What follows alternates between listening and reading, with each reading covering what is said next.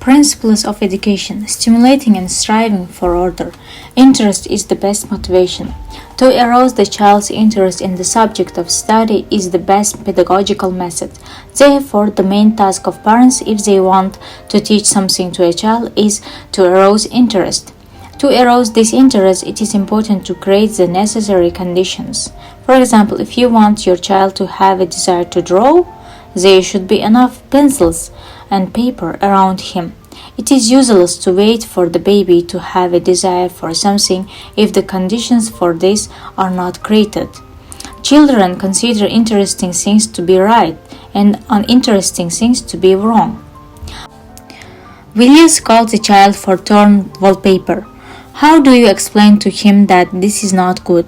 For you, good or bad depends on your personal experience, on generally accepted moral norms, but a small child has no experience.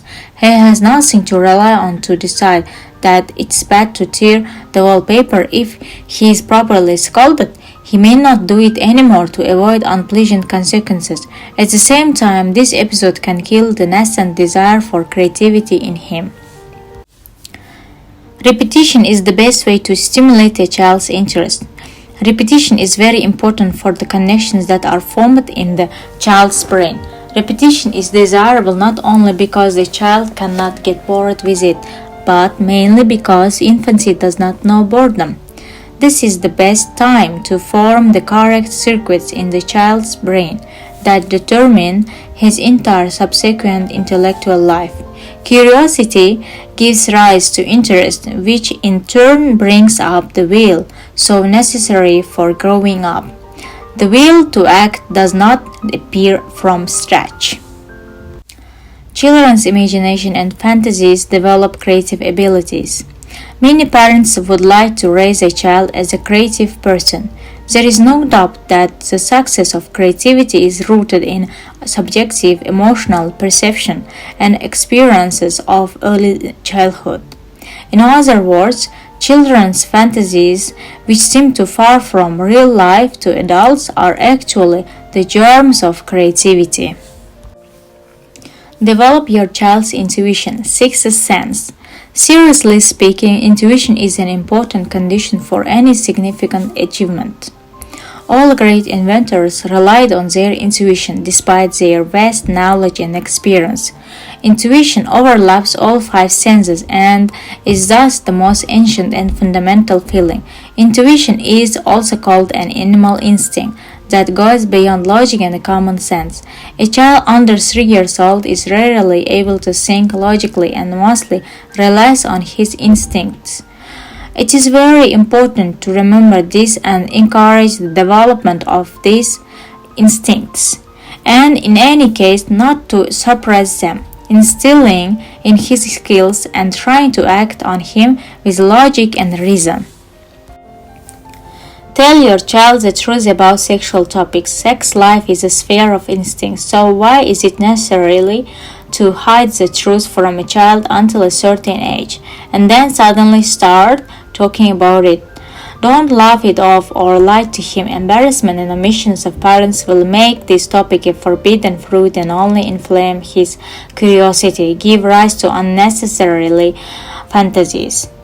Sexual topics should be discussed calmly in a friendly tone so that from the very beginning he treats this issue naturally. Character education in fluency. Learning to play the violin develops the ability to concentrate attention. Of course, a child should remain a child, lively and curious, but liveliness and restlessness are not the same thing. Those who are not able to focus on one thing for a long time waste a lot of time and energy on each task. The one who has developed a high degree of concentration of attention has huge advantages. Early development develops the traits of a leader. The qualities of a leader begin to develop much earlier than many people think. The same qualities are brought up by various activities with children. Therefore, there is nothing surprising in that. The children whose parents have paid attention to their intellectual development since early childhood are cheerful, energetic children with a tendency to leadership, and not pale geniuses at all. Memorizing poems treats memory. According to the written information in this book, the experimental school of talent education, haiku is taught to train memory. Haiku are very suitable for this purpose because they are short, rhythmic, they are easy to remember. In addition, they meet the requirements that are imposed on children's poetry. Poems or memorization should bring up noble feelings in a child, and they should be beautiful, refined, and deserve to be remembered for a lifetime. And at the same time, the child should like them. Surround young children with the best you have. If true art is imprinted in a child's brain, which is still like a blank sheet of paper, it will remain there for life. His brain will refuse to perceive a fake when he becomes an adult, and his parents will not be able to influence his tastes. It is not necessary to give the child only books with primitive pictures because allegedly he will not understand the more complex language of painting. If parents enjoy the music of Beethoven and Mozart, let the child listen to it as often as possible. When a stereotype of true art is formed in the brain, it will be the basis for evaluating works of art in later life. Success in one case gives confidence in other cases, as we have repeatedly stated. Violin lessons or foreign language classes are needed not to grow a genius out of a child, but mainly to contribute to his general intellectual development. It is more useful for a child to try his own strengths in a variety of activities with as wide a range of subjects as possible rather than focusing on one thing. Creativity and skills. Give your child pencils as early as possible. Many parents unwittingly suppress this desire for self-expression. They impose their ideas on him. Hold a pencil like this, apples should be red, draw a circle like this, don't tear up the book, don't throw paper on the floor, don't write on the table. Aren't they too many prohibitions on one small child? Everything that the child does with his hands, draws, throws toys, tears paper, develops his intellect and creative inclinations. The sooner you give your child pencils, the better the results will be. But if you stop him every minute at the same time, then you will prevent the development of his creative abilities. Standard drawing paper is standard person. Before you start painting a picture, the artist decides that format it will be. The child is given a standard sheet of paper and thus already deprives him of the possibility of choice. We observe the same attitude in other matters. For example, it is believed that only special children's songs and fairy tales are suitable for a child. This lack of imagination on the part of the adult in turn limits the imagination of the child. I would give a child a huge sheet of paper to grovel on while drawing, and the standard sheet contributes to the education of a standard person, devoid of creativity and sufficient resilience. An excess of toys distracts the child's attention. Many psychologists believe that when there are too many toys around the child, it suppresses him and it is difficult for him to focus on one thing. The child plays best with one toy, coming up with a variety of games with it. In his imagination, a piece of wood or a broken cattle lead can transform into a fabulous house or a wonderful lake and will be much more interesting than an expensive toy from the store. Thus, if you want to develop a child's non-standard thinking and ingenuity, do not buy him everything he asks for. This will achieve the exact opposite effect. It is not necessary to remove away everything that can be dangerous for the child. Tactile sensations are beneficial for the development of a child. According to the book written, Madame Montessori recommends consciously offering the child objects that are hard and soft, rough and tender, blunt and sharp, heavy and light.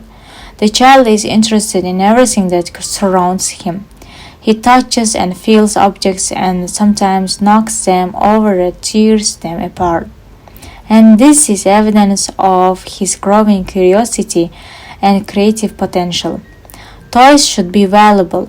Sets of parts from which children can assemble a toy themselves are a great educational technique.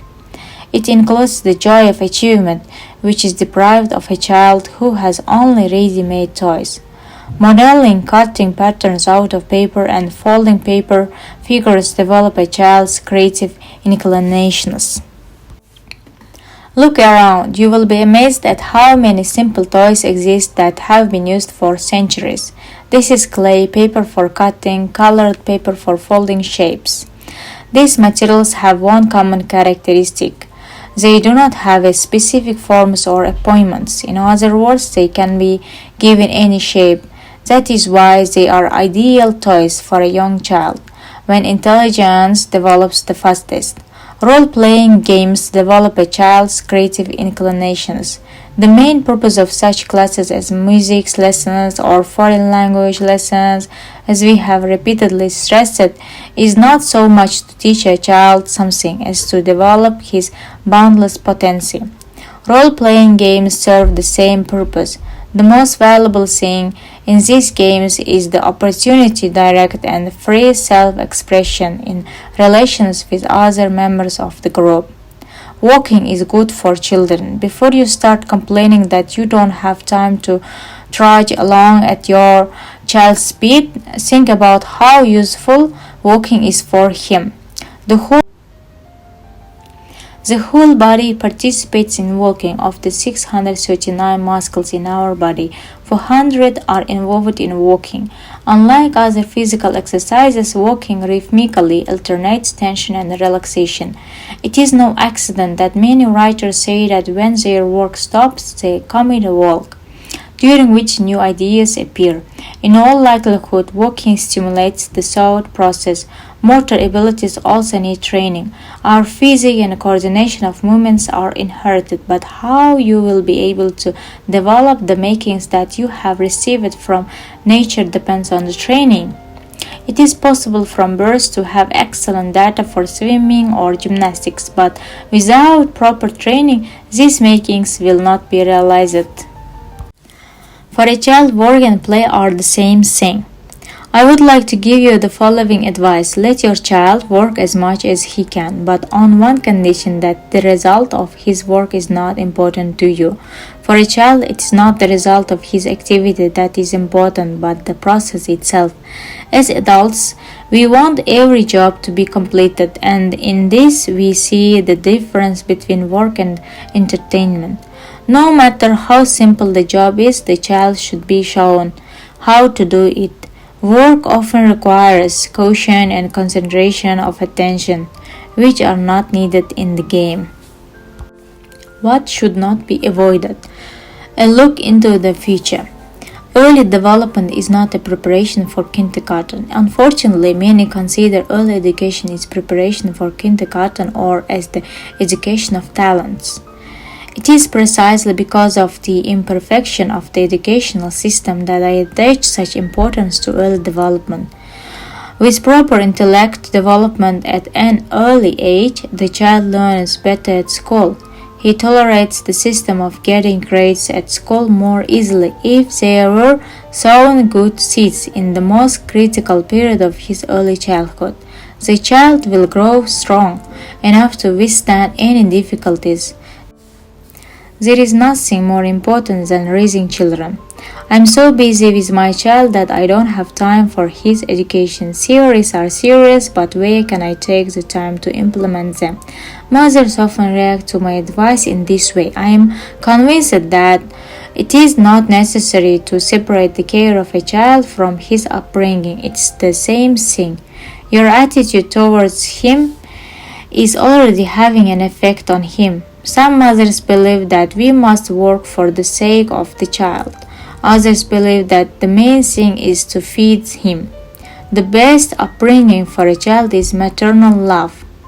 The most important occupation for parents is the upbringing of children. If they don't agree with this, why did they have children? Do not force the will of the baby. Parenting is often associated with violence against the individual, with ignoring the desires of a child.